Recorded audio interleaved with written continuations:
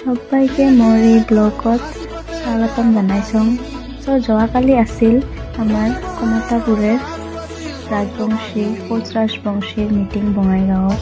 তো মই ইফালে বিৰালুং ৰেডি হোৱা দৌৰি যাই আছোঁ, কাৰণ গাড়ীত যদি জাগা নাপাওঁ সেইকাৰণে।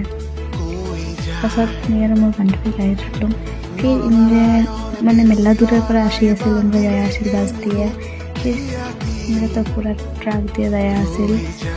সেগুলো দেখতে দেখতে ফির আমরা আসি পাই গেলাম বঙাইগাঁও টাউনত থেকে যাওয়া খাই। ফির আমরা যাই আসলো আন্দোলন করিয়ে কমতাপুর লাগে বলি আমাক এসটি লাগে বলিয়ে ফাইনালি আমরা এন্ট্রি করলাম মেইন যাতে মিটিং হবে ওতে। আসি চুনটা গরম লাগছে আমাক। ফির